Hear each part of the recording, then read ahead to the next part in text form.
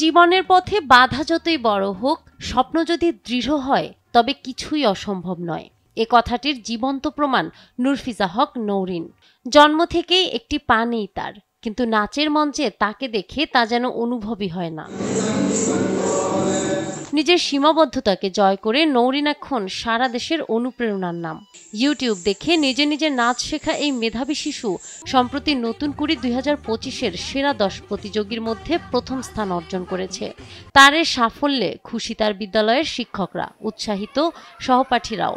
আমার বান্ধবী নৌরিন সবচেয়ে বেশি ভালো নাচ পারে, ঢাকা গিয়ে নাচতে পারতেছে। আমার বান্ধবী লেগে সবাই দোয়া করবেন।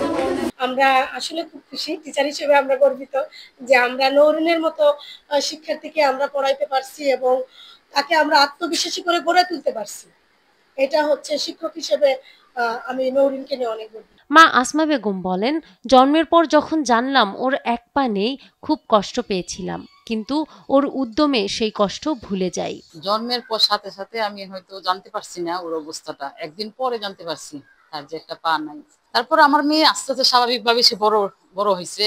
স্কুলের বার্ষিক ক্রীড়া প্রতিযোগিতা থেকে তার নৃত্যের প্রতি আগ্রহটা জাগে। আর এমনিতে বাসায় মাঝে মাঝে মোবাইল দেখতো, মোবাইল দেখে দেখে সে অঙ্গভঙ্গি করতো, শুধু অঙ্গভঙ্গি করতো। প্রথম করিতে সে যে আঞ্চলিক ভাবে বাছাই হয়েছে, তারপরে বিভাগীয় ভাবেও সে ফার্স্ট হয়েছে, হাইয়েস্ট নাম্বার পেয়েছে। তো আপনারা সবাই আমার মেয়ের জন্য দোয়া করবেন, সে যাতে পড়াশোনা করে ভবিষ্যৎ তার উজ্জ্বল হয় এবং সে তার লক্ষ্যে যাতে পৌঁছতে পারে।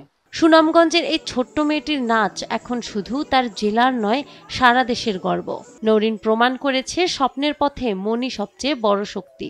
এক পা নিয়েও সে যেন এক ঝলমলে রোদ্দুর, যে দেখিয়েছে ইচ্ছা থাকলেই আকাশ ছোঁয়া যায়। নাহার বৃষ্টি, নিউজ ডেস্ক, দেশ টিভি।